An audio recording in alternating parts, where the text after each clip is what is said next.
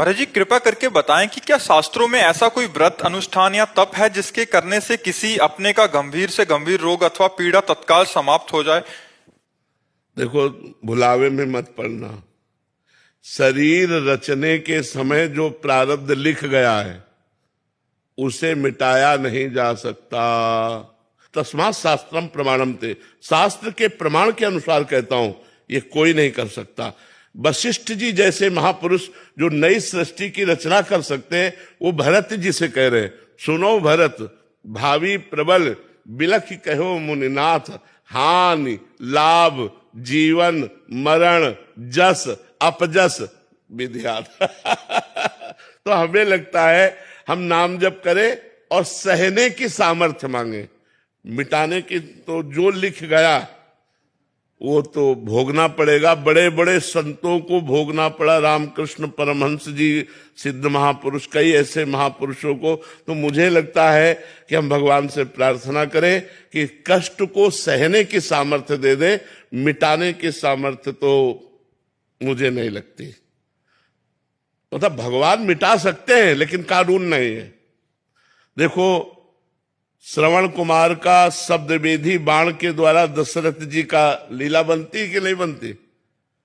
तो उन्होंने कहा कि जैसे मैं पुत्र वियोग में मर रहा हूं ऐसे तुम मरोगे। तो भगवान के पिता है दशरथ जी, लेकिन शरीर छोड़ रहे ना वैसे ही, भगवान ने मिटाया तो नहीं ना। तो मुझे लगता है जो प्रारब्ध बन जाता है उसे भोगना पड़ता है।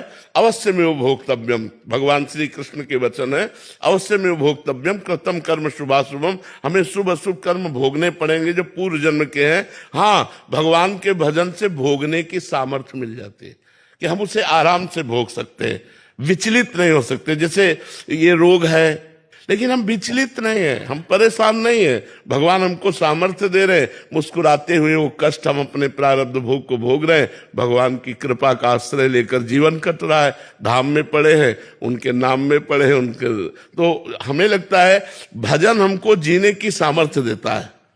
भजन हमें विपत्ति में कैसे निकलना है, कैसे रहना, ये सामर्थ्य। भजन इसको मिटाता नहीं, भजन मिटाता है आवागमन के चक्र को। भजन भगवान की प्राप्ति कराता है, और भजन अगर हम लौकिक कामनाएं करेंगे तो उनकी पूर्ति कराता है। प्रारब्ध को मिटाना बहुत कठिन है। नहीं तो बड़े बड़े सिद्ध संतों में एक सिद्ध संत थे राधा कुंड के, वो राधा कुंड में पोछा झाड़ू पोछा करते और भिक्षा मांग के खाते और भगवान नाम जप करते, रात दिन भगवान में लगे थे। तो जब वृद्ध शरीर हुआ तो एक दिन देखा एक दुर्गंध युक्त आदमी उनके पास आया। तो उनका तुम कौन हो? तो उनका बाबा तुम्हारा प्रारब्ध। बोले क्या रूप लेके आए हो?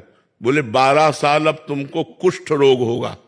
मैं कुष्ठ रोग हूं, गलित कुष्ठ तुम्हारे शरीर में। उनका 12 साल, हमारे पास टाइम थोड़ी, राधा कुंड की सोहनी लगानी है, पोछा करना है, ये हमारे तुमसे नहीं पूछेंगे। ये बड़े बड़े भजनानंदी की बात कहते हैं। तब उन्होंने दूसरे दिन फिर आया प्रारब्ध और कहा हम 12 साल के भोग को 6 साल में निपटा देंगे, रात दिन लगा के, आप स्वीकार करो। तो उनका 6 वर्ष तो बहुत होते हैं, 6 वर्ष हमारे पास टाइम नहीं। वो आए और उनका बाबा 1 महीना, हम पूरा 12 साल का कष्ट 1 महीना में भगवा देंगे। बोले 1 महीना भी नहीं। तो बोले बाबा 24 घंटा, पर सड़ जाओगे 24 घंटे में, कोई दवा नहीं लोगे, कोई सेवा नहीं करेगा। बोले वादा पक्का।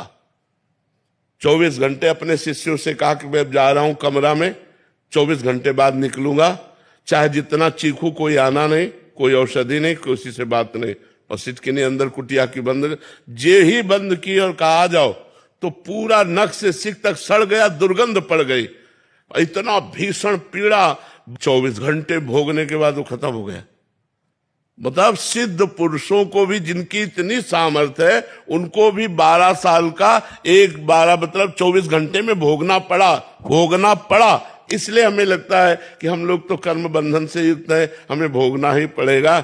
नाम जप से हम कर्म बंधन काटे, हम भगवान की प्राप्ति की सोचे। जो पहाड़ जैसे पाप लगे उनको भस्म करने की सोचे, जो प्रारब्ध आएगा उसे भोग लिया जाएगा।